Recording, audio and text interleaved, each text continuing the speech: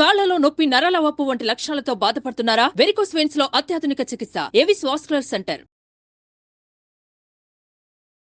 Medici hospitals సమర్పించు అందమైన జీవితం కార్యక్రమానికి స్వాగతం. నమస్తే కళ్యాణ్ గారు. నమస్తే జయ గారు. కళ్యాణ్ గారు, మనకు ఒక మెయిల్ వచ్చిందండి. కృష్ణ అనే ఆయన చేశారనమాట. అతనికి భార్య మీద ప్రేమ ఉందో అర్థం కావట్లేదు, అనుమానం ఉందో అర్థం కావట్లేదు, అన్ని పీక్స్లో ఉన్నాయండి. సో దాన్ని ఎట్లా ఏం చేయాలనేది అతనికి అర్థం కావట్లేదు, ఎక్కడ బ్యాలెన్స్ చేసుకోవాలో తెలియట్లేదు, చాలా సతమతం అయిపోతున్నాడండి. ఏం పేరు అన్నారు మేడం? కృష్ణ అండి. కృష్ణ గారు మనకి ఈమెయిల్ చేశాడు, ఒకసారి మీతో మాట్లాడించాలని. మాట్లాడు. సో మనకి నెంబర్ ఇచ్చారు, ఒకసారి కాల్ చేసేద్దామండి. చేయండి తప్పకుండా జయ గారు, will help him. Hello. Hello, ఎవరండి? నమస్తే అండి కృష్ణ గారు, నేను జయానండి, అందమైన జీవితం ప్రోగ్రామ్ నుంచి కాల్ చేస్తా ఉన్నాను. మేడం మేడం చెప్పండి. బాగున్నారా కృష్ణ గారు?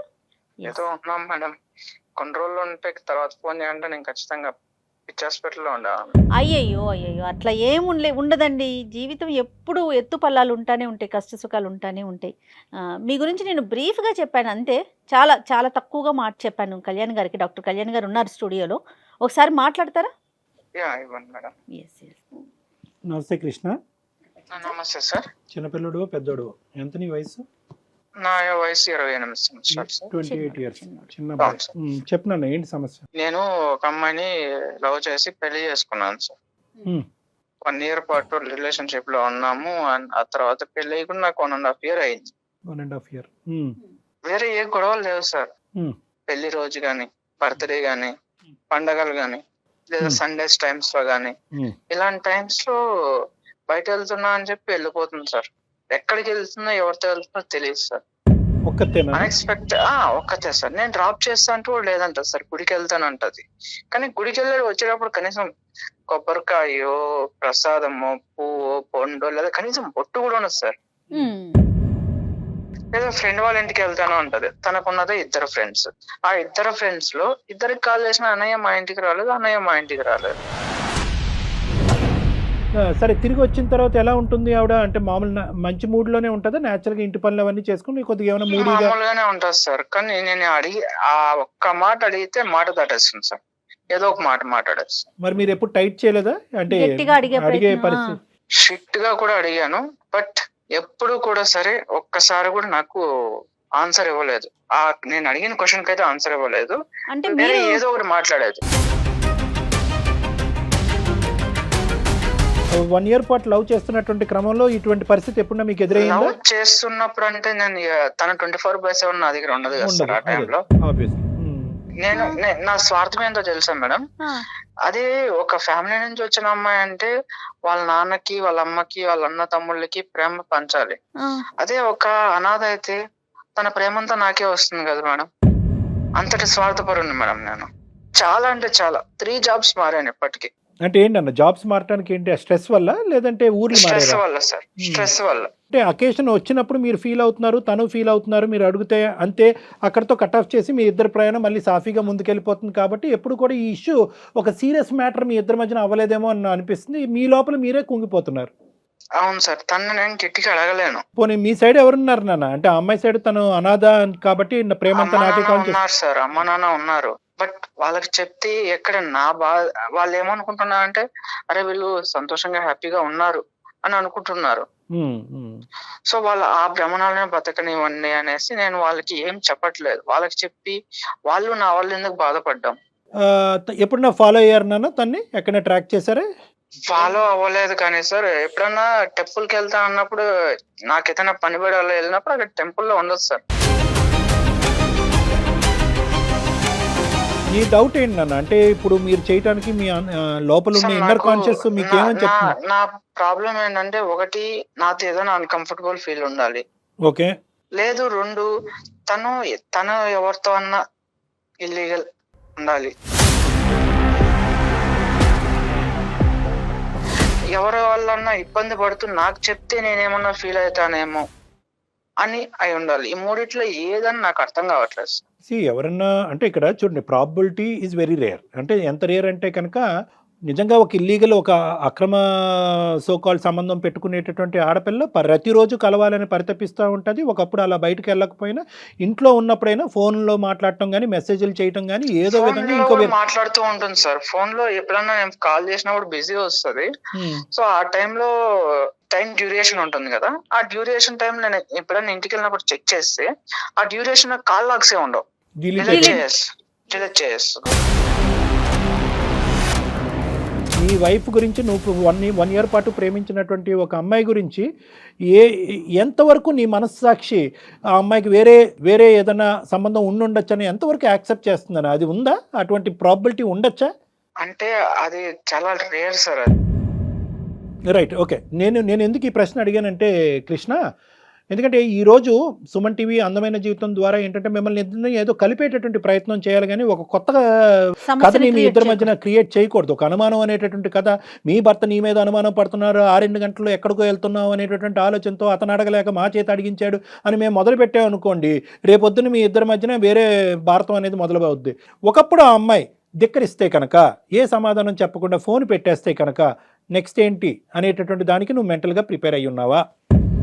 చెప్పొచ్చు, చెప్పకపోవచ్చు. 1.5 year ప్రేమించినటువంటి నీ స్థాయి వ్యక్తికే చెప్పని దానికి నాకెందుకు చెప్తుంది డాక్టర్ కళ్యాణ్ చక్రవర్తి? ఏమో నా యొక్క అనుభవం బట్టి, నేను అడిగే విధానం బట్టి, నా మీద ఉండే గౌరవం బట్టి చెప్తే చెప్పొచ్చు.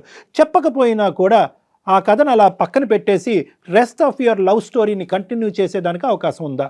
తర్వాత డిసైడ్ చేద్దాం సార్. నాకైతే ఏ ఆలోచన లేదు, నాకు అసలు ఏం అర్థం కావట్లేదు. బ్లైండ్ గా ఉన్నాడు అంతేనా కృష్ణ? మీకేం అర్థం కావట్లా? అవును మేడం. డాక్టర్ కళ్యాణ్ చక్రవర్తి మాట్లాడిన తర్వాత కూడా, అందమైన జీవితం ఇన్వాల్వ్ అయిన తర్వాత కూడా సమాధానం రాలేదు కాబట్టి ఇదేదో భయంకరమైనటువంటిది, ఇక్కడ ఏదో జరిగిపోతుంది అనేటటువంటి అన్నెసెసరీ కన్క్లూజన్స్ మాత్రం దయచేసి రావద్దు. Okay right, good. మరి ఒకసారి తనతో మాట్లాడదామా కృష్ణ? మాట్లాడదాం మేడం. మెయిల్ లో నేను నెంబర్ మెన్షన్ చేస్తాను, మీరు ఒకసారి చేయరా? కృష్ణ మీరు లైన్ లో ఉండండి, నేను ఒకసారి ఐశ్వర్యకి కనెక్ట్ చేసి మాట్లాడతాను. ఓకే.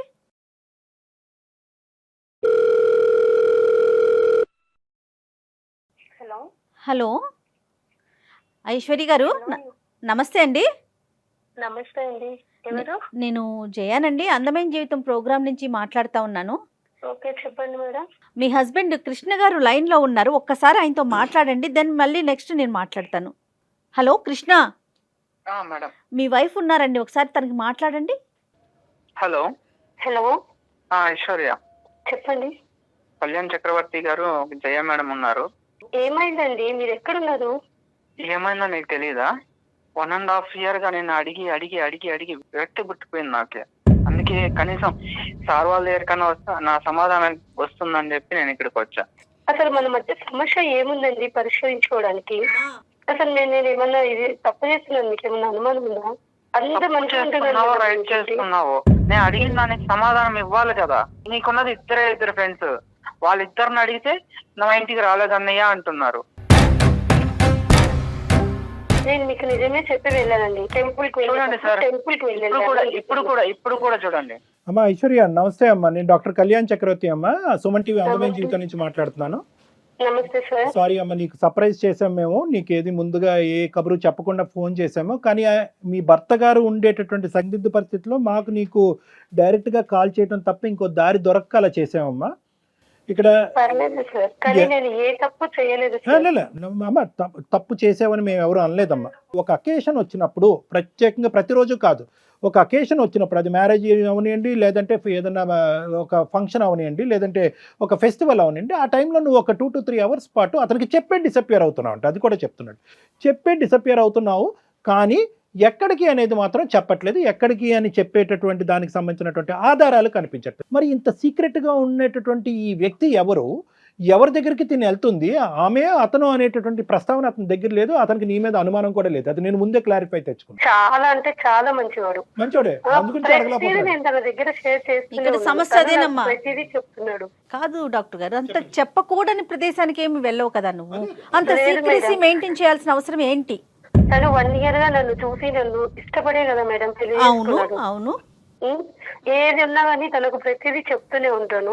కాకపోతే అతను ఏది తెలిసినా గానీ ఏమైతాడంటే, నేను తన దగ్గర చెప్పినంతగా తను కొంచెం చెప్పలేడు. ఒకవేళ ఇన్ కేస్ నేను ఏమైనా తప్పు చేసినా గానీ నన్నేమన్నాడు ఆయన, నా ఎదుట ఉన్న వ్యక్తిని తనను బాధించే రకం, లేకుంటే తనలో తను మదన పడుతూ బాధపడుతూ ఇప్పటికే 3 జాబ్లు పోగొట్టుకున్నాను మేడం. ఒత్తిడి ఒక్కదాని తర్వాత ఒకటి, ఒక్కదాని తర్వాత ఒకటి బాధపడుతూ. ఎందుకంటే ఏదో చెప్తూ ఉంటాడు. ఇంత సీక్రెట్ ఏముంటుందమ్మా వైఫ్ అండ్ హస్బెండ్ మధ్యన? అసలు పెద్ద ప్రాబ్లం ఏది లేదు madam. The thing is Aishwarya, ఇది ప్రాబ్లం పెద్దదా చిన్నదా అనేది కాదు జయ గారు. ఇక్కడ ఏంటంటే అసలు ఇది ప్రాబ్లం కానప్పుడు ఏంటి అదని చెప్పడంలో పెద్ద ఇందులో అంత సందిగ్ధం ఏముందమ్మా? ఉన్నది ఉన్నట్టుగా చెప్పండి. ఒకవేళ నేను చెప్పినా తను తట్టుకోలేదని బాధ నాకు, అంతే. అమ్మా తట్టుకోవటం మాత్రమే ఆలోచిస్తాను. అలా కదమ్మా, నీది పిచ్చితనమో మంచితనమో నాకు అర్థం కావట్లేదు. ఆ తట్టుకోకపోవటం అంటే కనుక ఈ నరకం ఇది మహాఘోరం. ఇది నేను మీకు ఒకటి చెప్పాలనుకుంటున్నాను సార్, కానీ నా కాపురానికి మీ రెస్పాన్సిబిలిటీ ఉంటానంటే. నీ మనస్సాక్షి మీద చేసుకుని నేను తప్పు చేయట్లేదు అనేటటువంటిది నువ్వు మాట్లాడితే కనుక నీది 100% తప్పు లేదు అనుకుంటే కనుక నీ కాపురానికి నేను 200% గ్యారంటీ ఇస్తాను సార్. 200 కాదు, 1000% ఏ తప్పు లేదు సార్, పక్కాగా చెప్తున్నా. నా సైడ్ తప్పు పెట్టుకొని మిమ్మల్ని తలదించుకునేలాగా నేను చెయ్యను.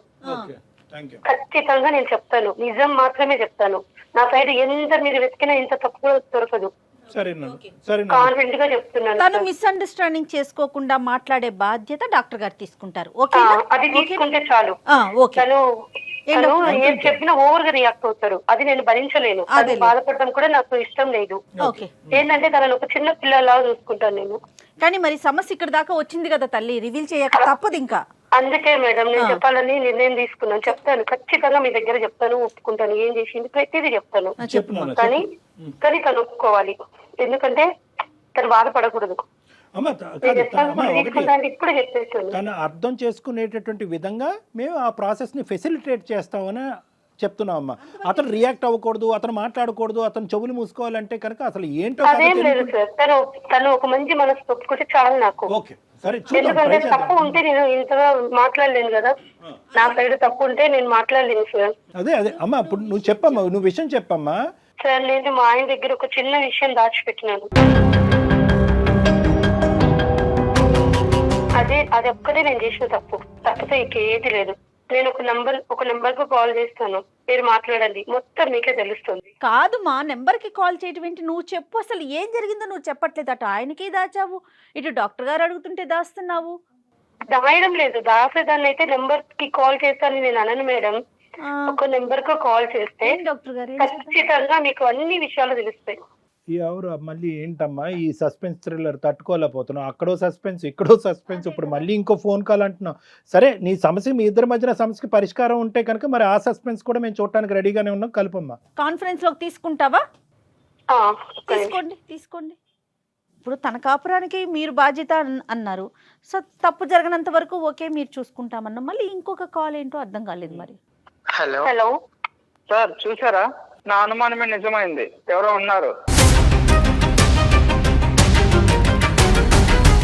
ఎవరమ్మా అవతల ఎవరున్నారో మాట్లాడమని వినండి సార్, ప్లీజ్ ఫస్ట్ వినండి. ఫస్ట్ నువ్వు కూల్ గా ఉండు. అదే కదా నా మీద నిందలు మోపకండి, ఒక్కసారి వినండి.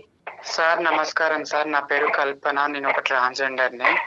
తను ఐశ్వర్య నా బిడ్డ సార్.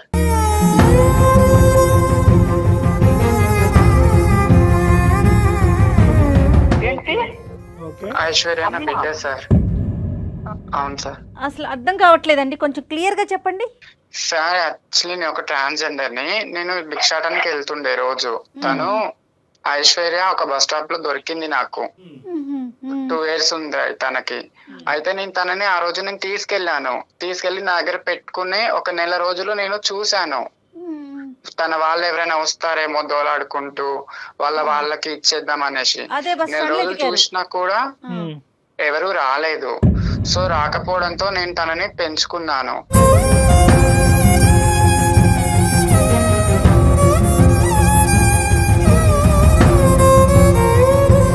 పేరు పెట్టాను తనకి, స్కూల్లో జాయిన్ చేశాను. నేను 6వ క్లాస్ వరకు నేను తనకి చూసుకున్నాను.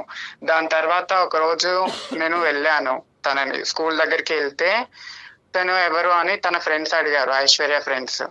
అడిగితే తను మా మమ్మీ అని చెప్పడంతో చిచ్చి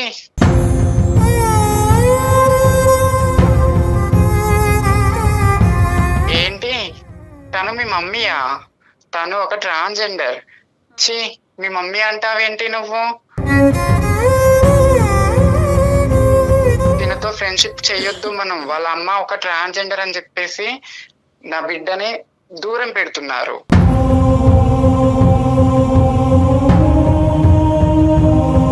సో నేను అప్పుడే అనుకున్నాను, నా బిడ్డకు ఒక మంచి భవిష్యత్తు ఇవ్వాలి, నేను పడ్డ అనుమానాలు నా బిడ్డకు రాకూడదు అని నేను 6వ క్లాస్ తర్వాత తనని అనాథ ఆశ్రమంలో నేను జాయిన్ చేశాను.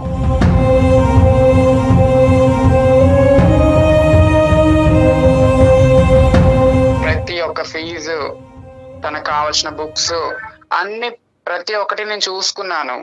తర్వాత తను ఇట్లా, అమ్మ నాకు కృష్ణ అంటే ఇష్టం అని, నన్ను ప్రేమిస్తున్నాడు, నా వెమ్మటి పడుతున్నాడు అని చెప్పింది.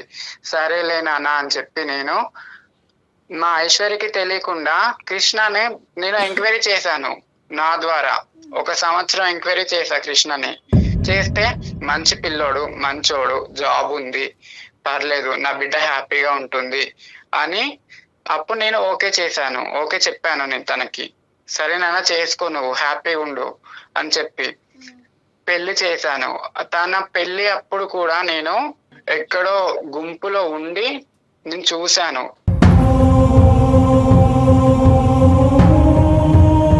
అనాథ ఆశ్రమం తరపు నుంచి తన పేరు మీద ఫిక్స్డ్ డిపాజిట్ 5 లక్షలు చేశాను.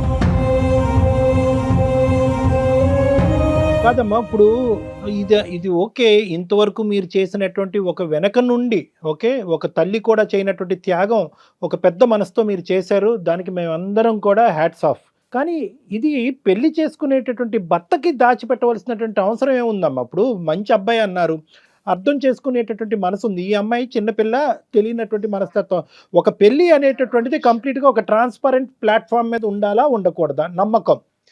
నమ్మకం ఉండాలి సార్, కానీ ఈ సొసైటీ మమ్మల్ని నమ్మదు కదా. ఈ సొసైటీ ఏమంటుంది, ఒక దగ్గరికి వెళ్తాము సార్, మేము వెళ్తే మమ్మల్ని చూసి దూరం వెళ్ళిపోయే వాళ్ళు ఉన్నారు, పక్కన కూర్చుంటే లేచి వెళ్ళిపోయే వాళ్ళు ఉన్నారు. మీరు బాగానే ఉన్నారు కదా, పని చేసుకొని బతకొచ్చు కదా, ఇట్లా ఎందుకు అడుక్కోవడం మీరు? కాదు తల్లి, కృష్ణ ఐశ్వర్య ప్రేమించి పెళ్లి చేసుకున్నారు, ఒకరినొకరు అర్థం చేసుకుని పెళ్లి చేసుకున్నారు. ఆ ప్రేమలో త్యాగాలు అనేటటువంటి ఉంటాయి. నువ్వు చేసినటువంటి కార్యక్రమానికి బహుశా కృష్ణ హర్షిస్తాడేమో. అరే ఇంత గొప్ప మనిషి, సమాజం నీ వైపు వేలెత్తి చూపెడుతుందంటే కనుక ఈ వెనకాల నుంచి తల్లిలాగా.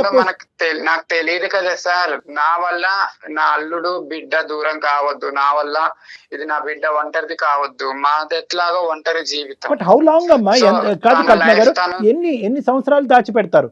ఎన్ని సంవత్సరాలు దాచిపెడతాం అనుకున్నారు? ఇప్పటికే ఆ అబ్బాయికి లేనిపోయిన ఆలోచనలు వచ్చాయి. చెప్పమ్మా, చెప్పమ్మా. ఇక్కడ ఇది ఎందుకు దాచిపెట్టిందో నేను చెప్పొచ్చు. చెప్పుమా, చెప్పు. లేదు సార్, ఒకసారి నేను ఈయన షాపింగ్ మాల్కి వెళ్ళినాం. అక్కడ ట్రాన్స్జెండర్ చూసి ఈయన ఎంత విసుక్కున్నాడంటే, అతను దగ్గరికి వచ్చేసరికి చాలా అంటే చాలా చిరాకు పెట్టిండు ఫేస్ మొత్తం. తన మెంటాలిటీ అలా ఉంది. దాని వల్ల నేను చెప్పలేకపోయాను సార్. వాళ్ళ గురించి కొంచెం మంచి చెప్పి ఇది నా పరిస్థితి అని చెప్పడానికి నేను చాలా సార్లు ప్రయత్నం చేసినాను సార్. అసహ్యం కలిగినటువంటి ఒక వ్యక్తి అంటే ఈ పరిస్థితుల్లో అతను ఏవో కొన్ని ఎక్స్పీరియన్సెస్ వల్ల, లేదంటే అతను చూడకూడదు ఏమైనా చూడటం వల్ల అతనికి ఒక బ్యాడ్ ఇంప్రెషన్ ట్రాన్స్జెండర్స్ మీద పడింది. కానీ నీ జీవితంలో ఒక ట్రాన్స్జెండర్, ఒక ఆడపిల్ల యొక్క, ఒక అనాథ అయినటువంటి ఒక ఆడపిల్లకు ఒక తల్లిలాగా నిలబెట్టి జీవితంలో ముందుకు పంపించింది అనే ఒక గొప్ప ఎగ్జాంపుల్ చెప్తే కనుక బహుశా అతని ఆలోచన శైలి మారిపోయి ఉండేదేమోనమ్మా.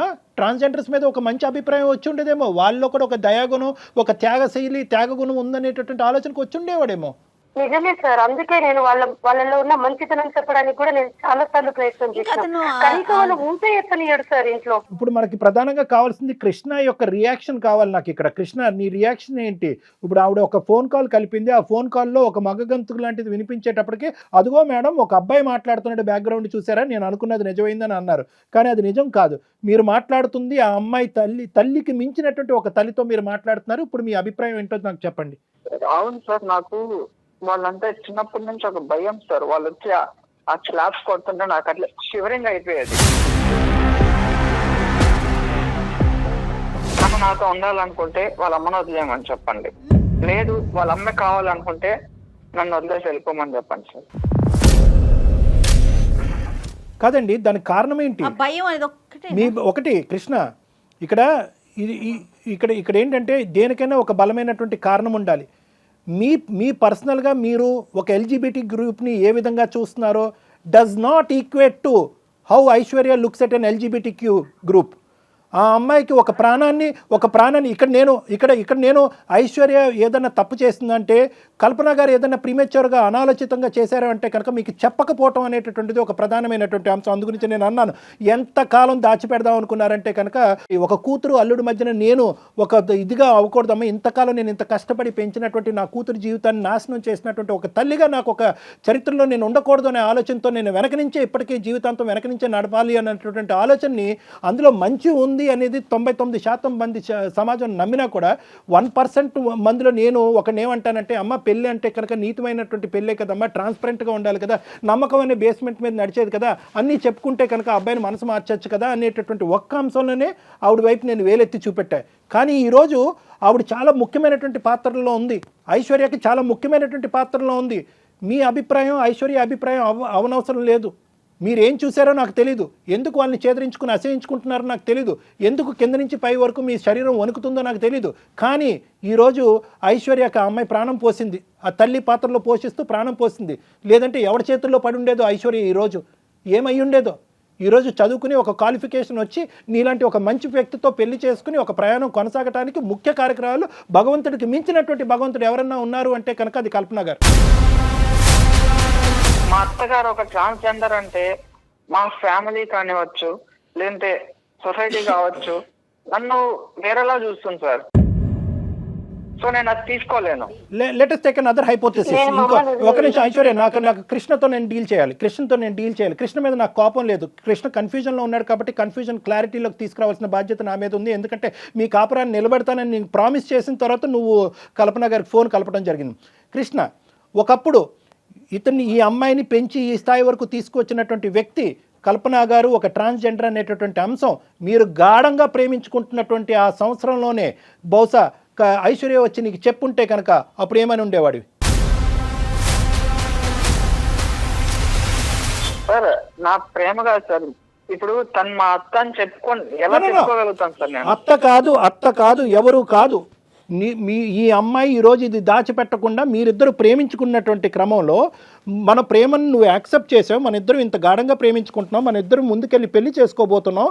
అయితే నీకు ఒక ముఖ్యమైనటువంటి అంశం చెప్పాలి, నా తల్లికి మించినటువంటి తల్లి నా జీవితంలో ఒక ట్రాన్స్జెండర్ ఉంది, ఆవిడే కల్పన అనేటటువంటి అంశం నీకు చెప్పుంటే నువ్వు ఈ ప్రేమ నుంచి విత్డ్రా అయిపోయి ఉండేవాడా, నీకు నాకు పచ్చి అని ఉండేవాడువా? సార్ అప్పుడైతే ఏమో తెలియదు సార్, ఇప్పుడైతే నేను యాక్సెప్ట్ చేయలేను సార్. మా ఇంట్లో వాళ్ళకి నేనేం చెప్పుకోవాలి సార్?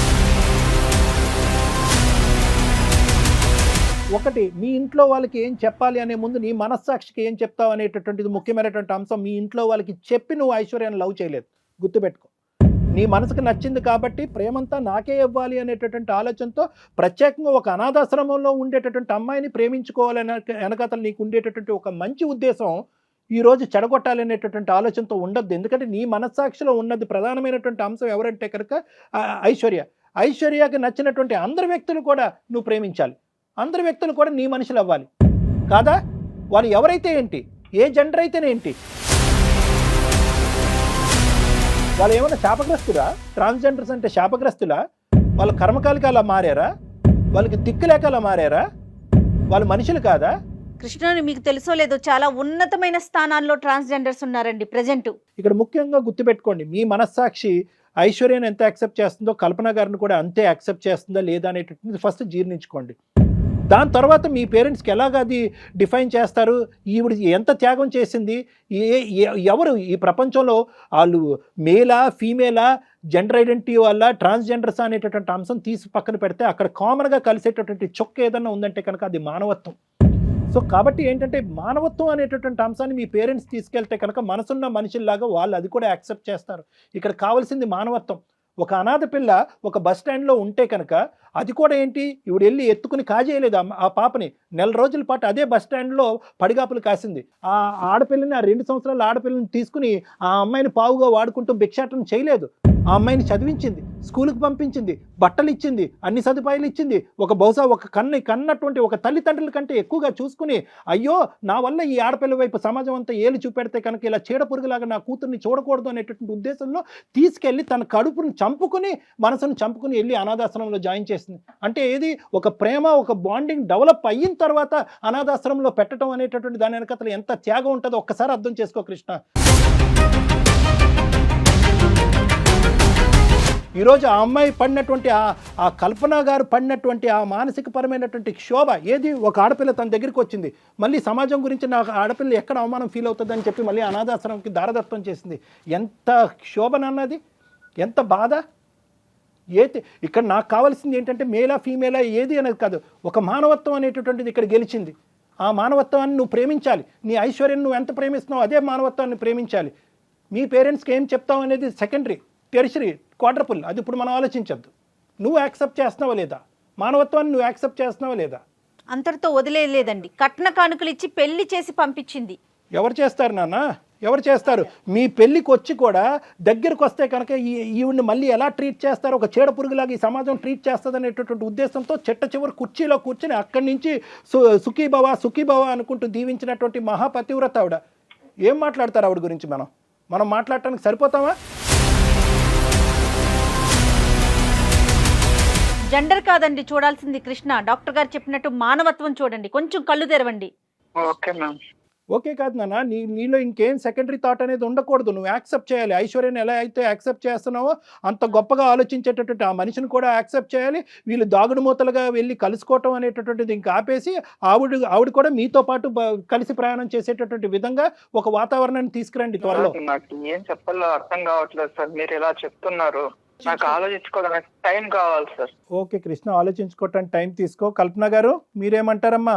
నా కూతురు నా అల్లుడు ఇద్దరు హ్యాపీగా ఉంటే నేను వాళ్ళ లైఫ్ లోకి మళ్ళీ రాను సార్.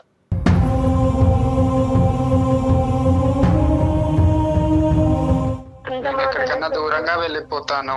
నువ్వు అల్లుడు మంచిగా ఉంటే నాకు అదే చాలమ్మా.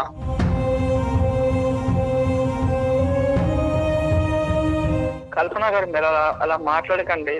ఇలా దొంగతనంగా కలుసుకోవడం అవసరం లేదు. ఇంకటి నుంచి పెళ్లి కాకుండా మీరు ఎలా ఉన్నారో అలానే ఉండండి. Very good very good very good Krishna, thank you. నేను ఇంట్లో వాళ్ళకి నేను ఏదో ఒకటి సర్ది చెప్పుకుంటా. Okay okay. తనని అన్ని సంవత్సరాలు పెంచకపోయింటే తను నా దగ్గరకు వచ్చేది కాదు. సూపర్, మంచి పాయింట్. ఒక లైన్, నేను చెప్పింది అంతా కూడా ఒక లైన్ లో సమరైజ్ చేశాను. మా ఇంకేం మనసులో పెట్టుకోకు, డాక్టర్ గారు మాట్లాడారు కదా, సంతోషంగా ఉండండి. ఓకేనా? Thank you so much madam. Kalpana garu, ఈ సందర్భంగా అంటే వీళ్ళిద్దరితో మాట్లాడిన తర్వాత మీతో కూడా మాట్లాడినాక నిజంగా చెప్తున్నానండి, మీకు మనస్ఫూర్తిగా చేతులెత్తి దండం పెడుతున్నామండి. చాలా చాలా మంచి పని చేస్తున్నారు. సొసైటీ మమ్మల్ని యాక్సెప్ట్ చేస్తే మాకు అంతకంటే ఎక్కువ ఇంకేమీ లేదు. మీరు ఒక కల్పన గారు, మీరు చేసేటటువంటి మంచి కార్యక్రమాలకి పైన భగవంతుడు అనేవాడు ఎప్పుడు కూడా ఉంటాడు. అతను ఎప్పుడు చూస్తూనే ఉంటాడు. Society acceptance and non acceptance అనేటటువంటిది 100% of the population 100% of the time ఎప్పటికీ మనం సాటిస్ఫై చేయాలి. తొలగిపోవాలి సార్. డెఫినెట్ గా అలాంటి రోజు కూడా వస్తుందండి. అన్ని మంచి కార్యక్రమాలు అన్నీ కూడా కలగలుపుగా ఏదో ఒక రోజు 110% మీ యొక్క గ్రూప్ని అందరూ మనస్ఫూర్తిగా యాక్సెప్ట్ చేసిన మంచి రోజు ఖచ్చితంగా వస్తుంది. చూస్తూనే ఉండండి. థ్యాంక్ యూ అండి. నమస్తే. నమస్తే అండి. నమస్తే. 30 నిమిషాలలో నొప్పి లేకుండా వేరికోస్ వెయిన్ చికిత్స ఆవేశ హాస్పిటల్ హైదరాబాద్.